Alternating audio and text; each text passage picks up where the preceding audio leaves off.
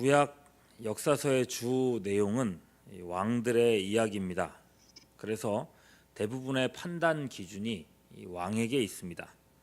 그 왕이 선했는가 또는 악한 왕이었는가, 하나님을 신뢰했는가 자신을 신뢰했는가, 이 판단 기준을 왕에게 두고 있죠. 근데 이렇게 놓고 보면 모든 것이 왕만의 책임으로 보입니다. 왕이 잘못해서 나라가 망했고 또는 왕의 선정 때문에 나라가 흥했다. 근데 그런 가운데도요, 오늘 본문과 같은 이 말씀을 보면 꼭 그렇지만은 않은 걸 알 수 있습니다. 본문의 앞쪽과 뒤쪽 문맥은 분명 왕에게 주는 경고와 심판입니다. 어제 본문에서도 그랬잖아요. 유다 왕 여호아하스와 여호야김에 대한 심판이었습니다. 오늘 본문의 후반부 쪽으로 오면 또 여호야김의 아들 여호야긴에 대한 심판이 나오죠. 그런데 그 사이에 또 다른 저주의 대상이 있습니다. 왕이 아닌 다른 저주의 대상이죠.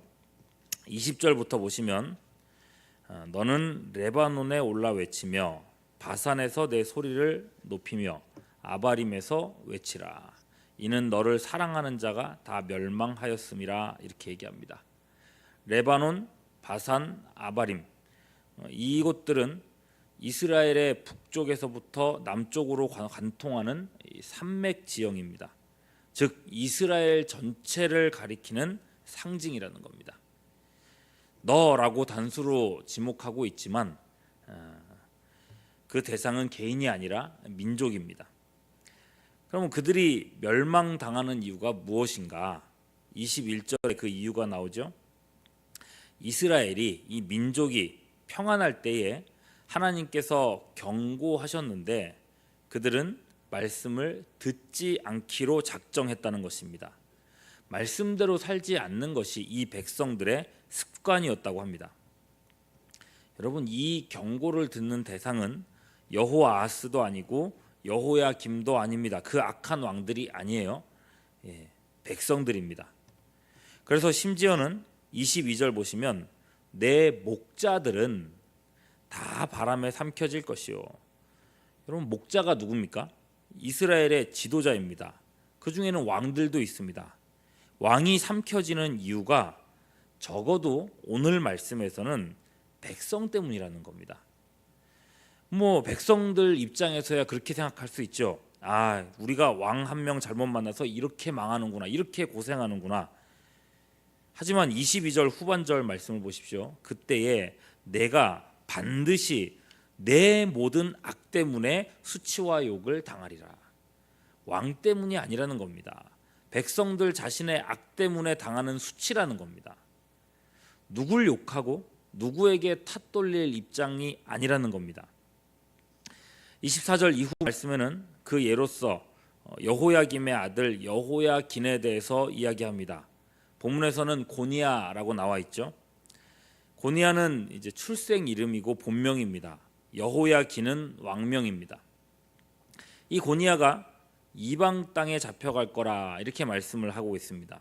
그런데 24절부터 30절 말씀을 쭉 읽어보시면 고니야가 어떤 잘못을 했는지 한마디 언급이 없습니다.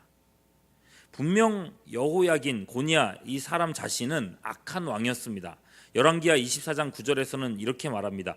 여호야긴이 그의 아버지의 모든 행위를 따라서 여호와께서 보시기에 악을 행하였더라. 그래서 여호야긴은 왕위에 오른 지 3개월 만에 바벨론의 포로로 잡혀갔습니다. 분명 그의 잘못과 그의 죄악이 있었습니다. 그랬으면 적어도 오늘 같은 본문에서는 여호야긴의 악함을 한 번이라도 언급했어야 하는 겁니다. 여호야긴의 잘못으로 그가 포로로 잡혀갔고 덕분에 백성들도 고생했더라.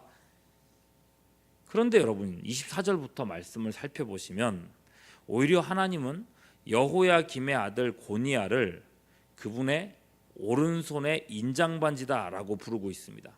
그렇게 소중하게 여기고 계셨다는 겁니다. 28절 말씀도 보세요. 이 사람 고니야는 천하고 깨진 그릇이냐, 좋아하지 아니하는 그릇이냐, 어찌하여 그와 그 자손이 쫓겨나서 알지 못하는 땅에 들어갔던 거. 여러분, 이 말씀이 어떤 뜻입니까? 천하고 깨진 그릇이 아니라는 겁니다. 좋아하는 그릇이라는 말씀이죠. 그런데도 어찌하여 그가 쫓겨나야만 했는가, 이렇게 반문하고 있는 것입니다. 그리고 나머지 구절들을 보시면요, 그저 고니야가 쫓겨나고 불행한 여생을 보낼 것이다, 이걸 가지고만 애도하고 있습니다. 25절, 고니야를 바벨론 왕 느부갓네살의 손과 갈대아인의 손에 줄 것이다. 26절, 내가 너와 너를 낳은 어머니를 너희가 나지 아니한 다른 지방으로 쫓아내리니 너희가 거기서 죽으리라. 27절, 그들이 그들의 마음에 돌아오기를 사모하는 땅에 돌아오지 못하리라. 이 세 구절 25, 26, 27절이 하는 말을 보십시오. 잡혀간다, 거기서 죽는다, 돌아오지 못한다. 그리고 또 한 가지가 있다면 30절, 이 사람의 자식이 없어지리라, 대가 끊어지리라. 너무나도 비참한 인생을 살게 된다는 것입니다. 여러분, 이 말씀들을 쭉 보십시오. 고니야의 죄, 그의 악함에 대해서는 한마디도 하지를 않습니다. 여기에서의 초점은 이 사람이 얼마나 불쌍한 인생을 살게 되었는가라는 애도라는 것입니다. 탄식이라는 것입니다. 대신에 선지자는 누구에게 주목합니까? 29절이에요. 땅이여, 땅이여, 땅이여, 여호와의 말을 들을지니라. 땅이여라고 부르는 순간 우리는 몰라도 당시의 이스라엘 백성들은 즉시 알아듣습니다. 땅은 땅이여라고 부를 때 이 땅은 이스라엘입니다. 그 민족입니다. 그 백성들입니다. 시편에 종종 등장하는 개념이에요. 별다른 지시문 없이 산이라고 얘기하면 당시 사람들은 예루살렘 성전을 떠올렸습니다. 같은 맥락에서 땅이라고 얘기할 때는 그 백성들을 가리킵니다. 그리고 바다라고 하면 이방 민족이고 대적들을 상징합니다.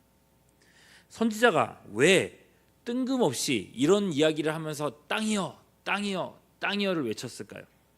왜 땅을 3번이나 목 놓아 불러야 했을까요? 여러분, 그 백성들을 부르는 것입니다. 여호와의 말을 들을지니라. 왜요? 우리가 아까 21절에서 보지 않았습니까? 그 백성들의 습관이 무엇이었습니까?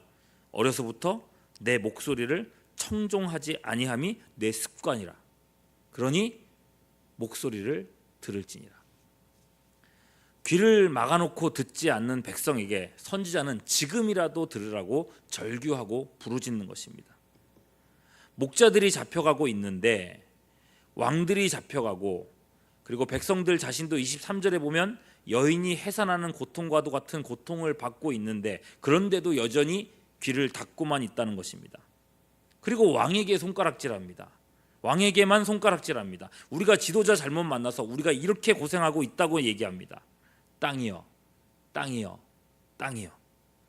선지자의 손은 왕이 아닌 백성들을 향해 있다는 것입니다. 여러분, 오늘날 우리는 수많은 목회자들의 탈선에 대한 소식을 듣습니다. 성적인 문제, 돈 문제, 권력 다툼, 교회 세수 문제. 여러분, 이런 문제들을 대할 때 우리는 그 목사님들인 목회자들에게 손가락질을 하고 비판을 하기 쉽습니다. 마치 그분들 때문에 한국교회가 이렇게 무너지게 된 것처럼 그렇게 말하죠.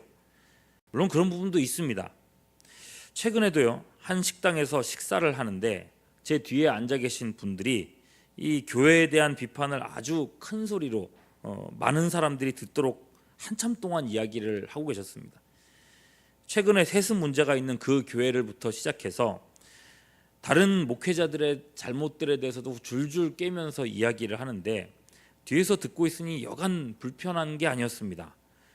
꼭 그 사람 많은 식당에서 30분 이상을 그렇게 큰 소리로 이야기했어야 됐나? 세상 사람들 들으시오.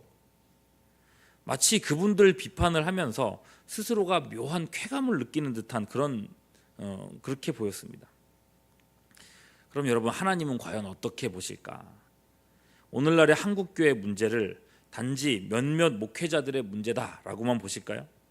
그들만 심판하시고 그들에게 벼락을 쳐서 걷어가시면 해결된 문제로 보실까요? 너무나도 단순한 시각입니다. 물론 그분들의 잘못이 맞습니다. 잘못된 목자 때문에 양이 고생하는 것도 분명히 있습니다. 잘못된 목자는 하나님께서 응당한 심판을 하실 겁니다. 그러나 여러분, 그분들의 잘못을 비판할 때에 우리가 그분들보다 조금이라도 낫다고 생각하게 될 때는 그건 또 다른 영적 함정에 빠지게 되는 겁니다. 누가복음 13장 4절, 실로암에서 망대가 무너져 치어 죽은 18사람보다 나은 사람이 없다고 주님은 말씀하십니다. 여러분, 우리 모두에게는 우리 눈에 들보가 있습니다. 담임 목회지에 우린 그 반대로도 좀 볼 수 있어야 됩니다.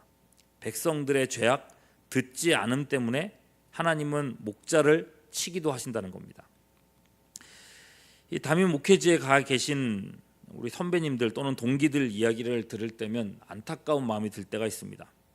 담임 목회자로 청빙을 받을 때에 우리 교회를 부흥시킬 수 있습니까? 이런 질문을 받게 된답니다. 한마디로 숫자 불릴 수 있느냐라는 질문을 우리 교인들이 한다는 겁니다. 그러면 목회자는 시작부터 이 숫자 게임에 내몰리게 됩니다.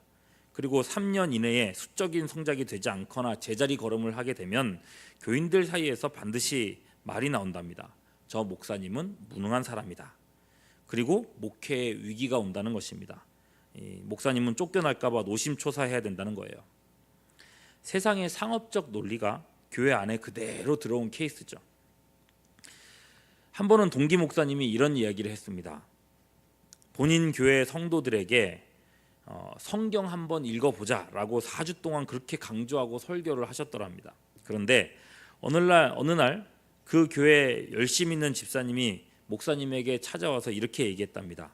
목사님, 서울의 대형교회 목사님이 그러시는데 성경을 열심히 읽어야 된답니다.